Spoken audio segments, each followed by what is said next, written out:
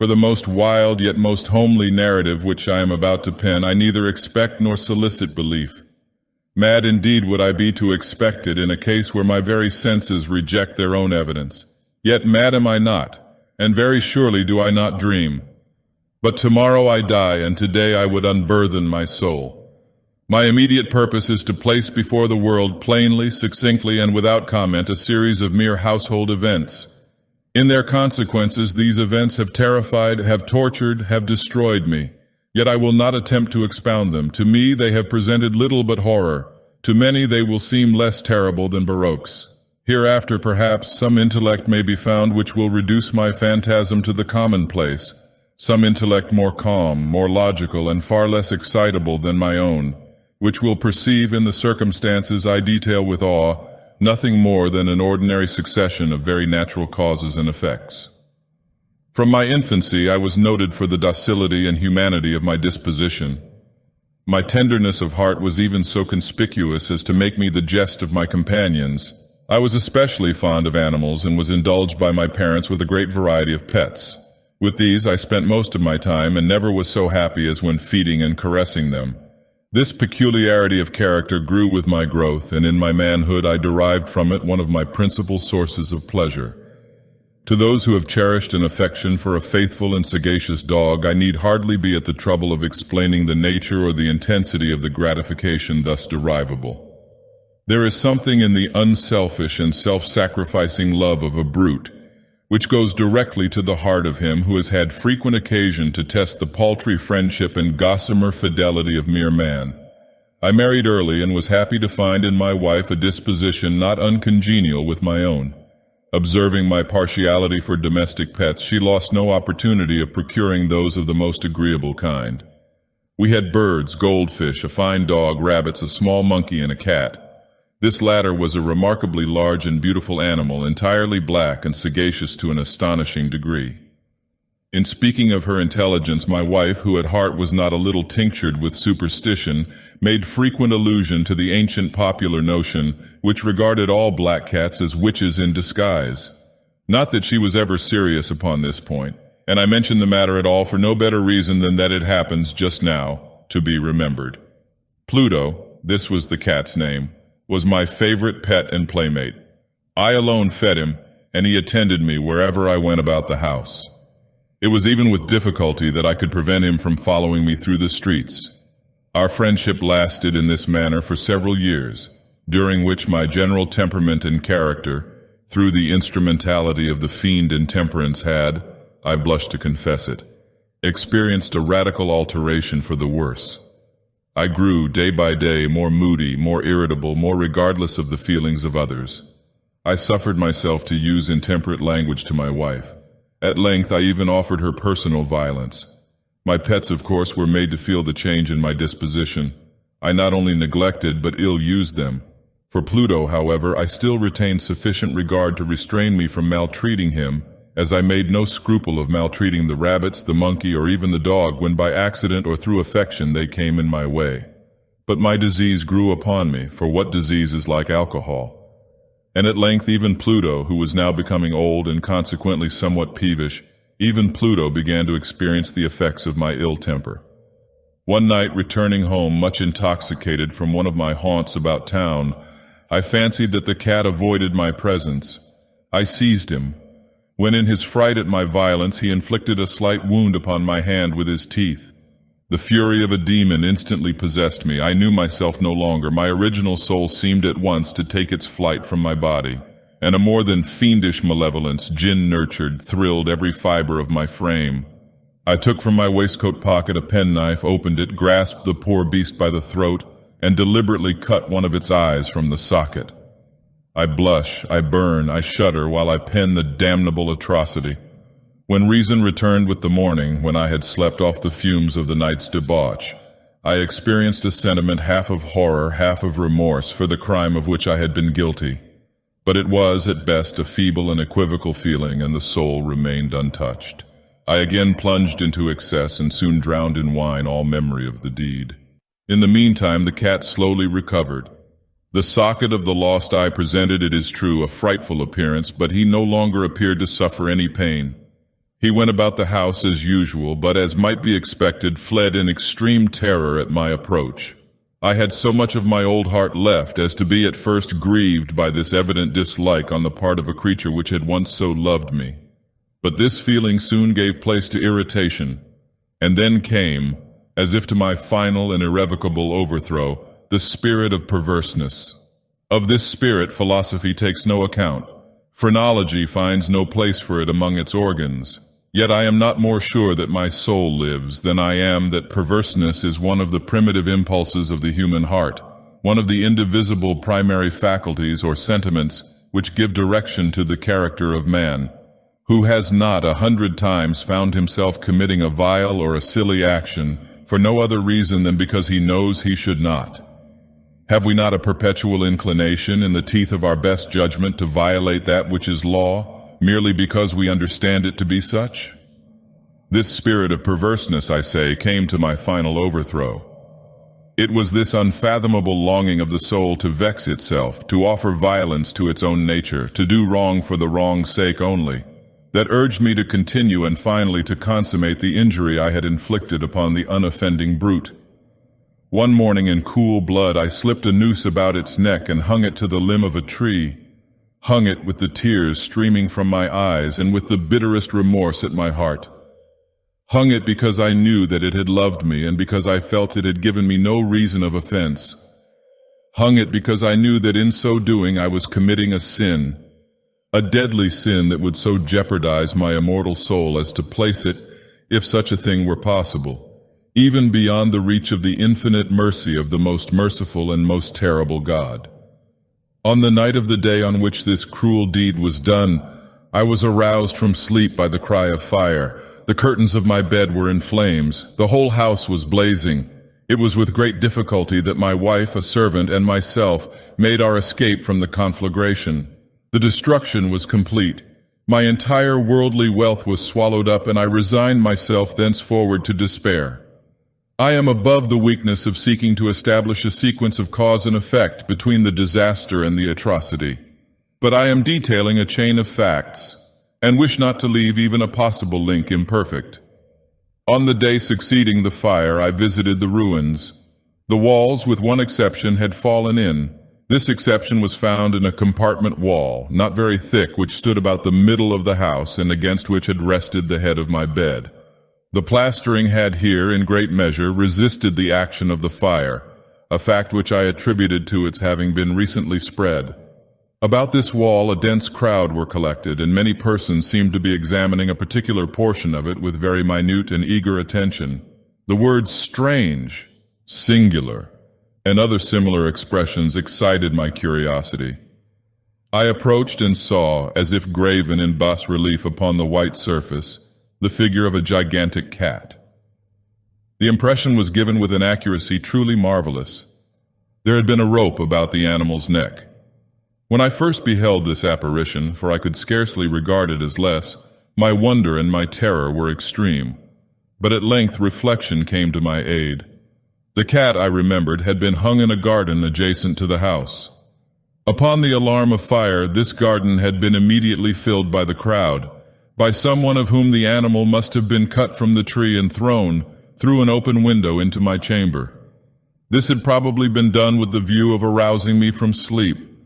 The falling of other walls had compressed the victim of my cruelty into the substance of the freshly spread plaster, the lime of which, with the flames and the ammonia from the carcass, had then accomplished the portraiture as I saw it.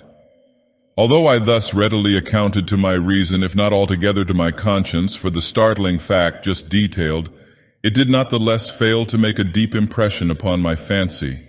For months I could not rid myself of the phantasm of the cat, and during this period there came back into my spirit a half-sentiment that seemed but was not remorse. I went so far as to regret the loss of the animal and to look about me among the vile haunts which I now habitually frequented, for another pet of the same species and of somewhat similar appearance with which to supply its place. One night, as I sat half stupefied in a den of more than infamy, my attention was suddenly drawn to some black object reposing upon the head of one of the immense hogsheads of gin, or of rum, which constituted the chief furniture of the apartment. I had been looking steadily at the top of this hogshead for some minutes, and what now caused me surprise was the fact that I had not sooner perceived the object thereupon. I approached it and touched it with my hand.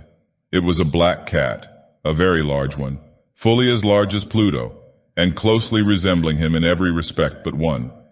Pluto had not a white hair upon any portion of his body, but this cat had a large, although indefinite splotch of white, covering nearly the whole region of the breast. Upon my touching him, he immediately arose, purred loudly, rubbed against my hand, and appeared delighted with my notice. This, then, was the very creature of which I was in search. I at once offered to purchase it of the landlord, but this person made no claim to it, knew nothing of it, had never seen it before.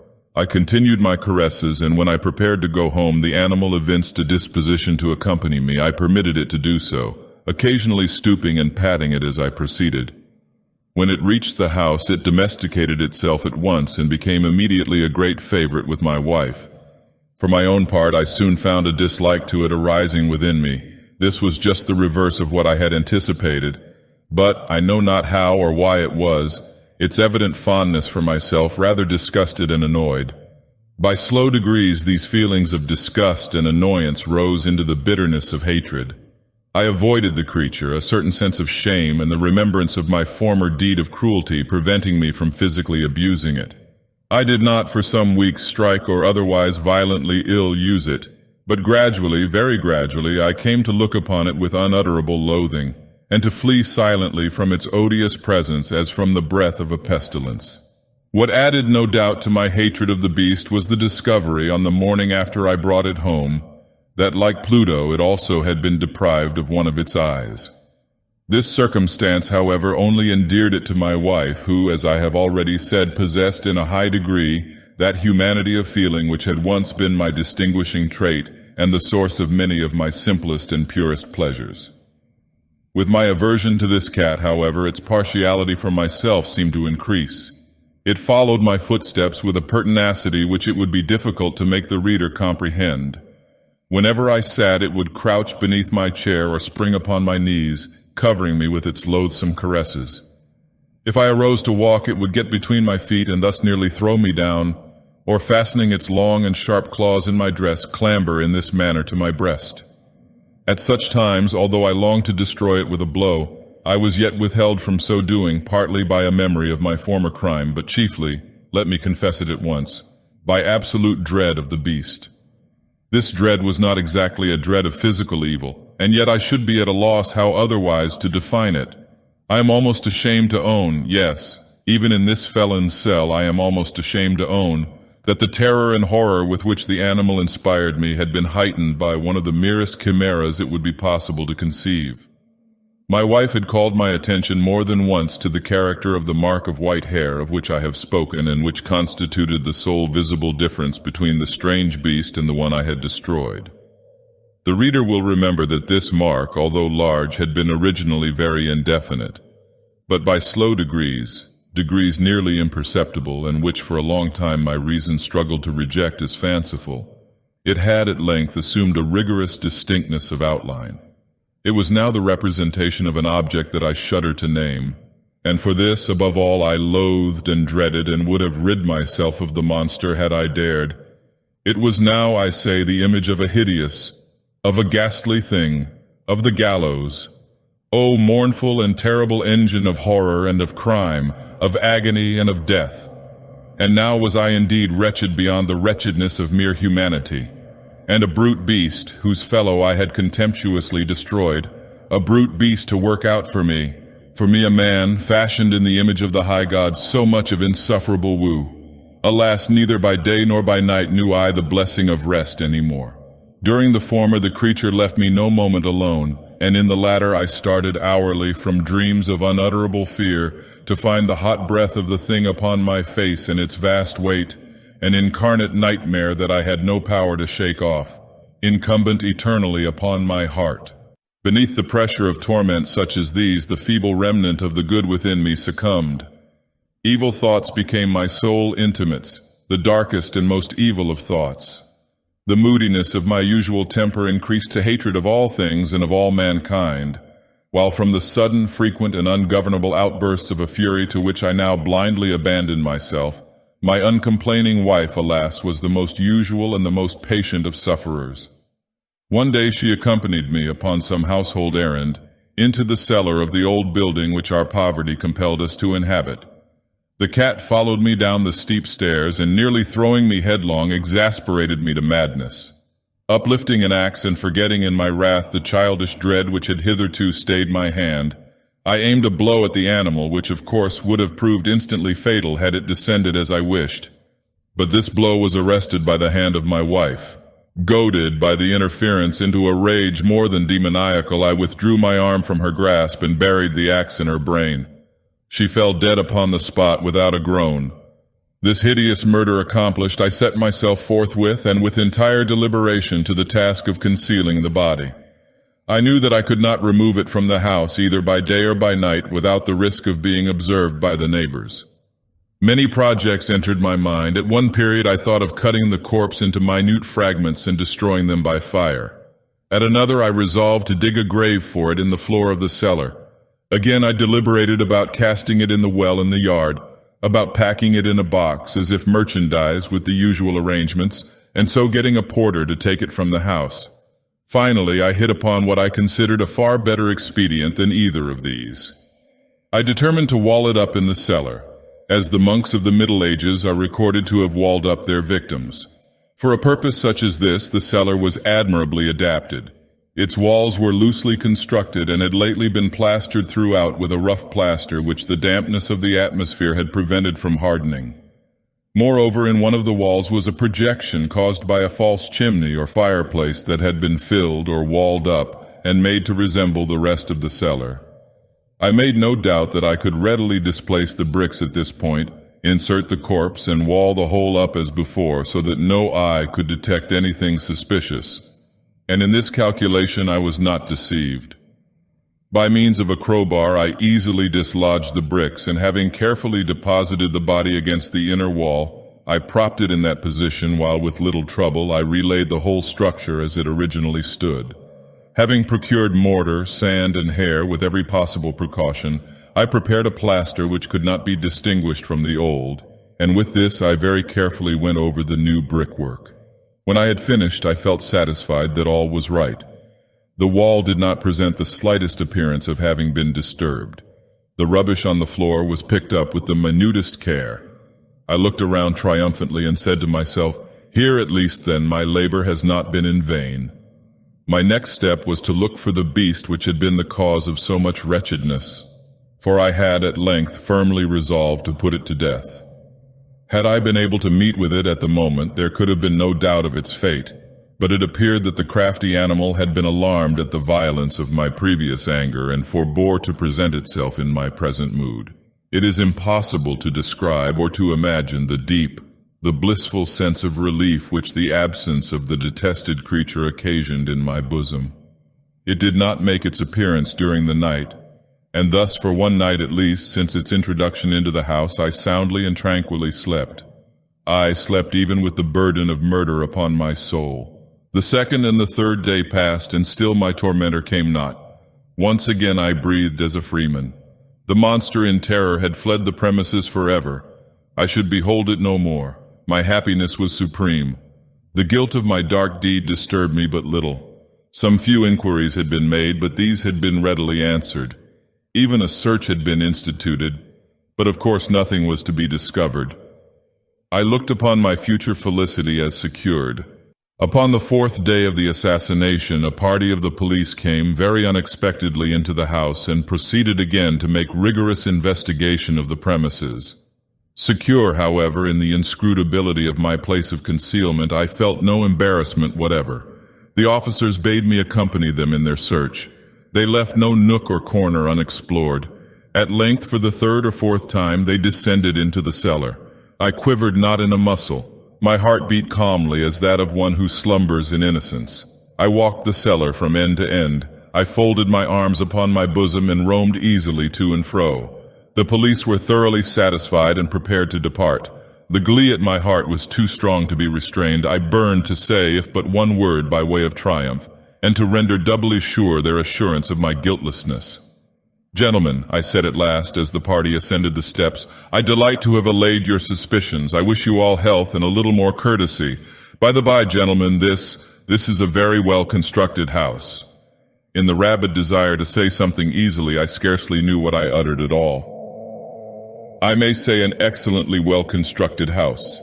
These walls— Are you going, gentlemen? These walls are solidly put together." And here, through the mere frenzy of bravado, I rapped heavily with a cane which I held in my hand upon that very portion of the brickwork behind which stood the ghastly corpse of the wife of my bosom. But may God shield and deliver me from the fangs of the arch-fiend! No sooner had the reverberation of my blows sunk into silence than I was answered by a voice from within the tomb.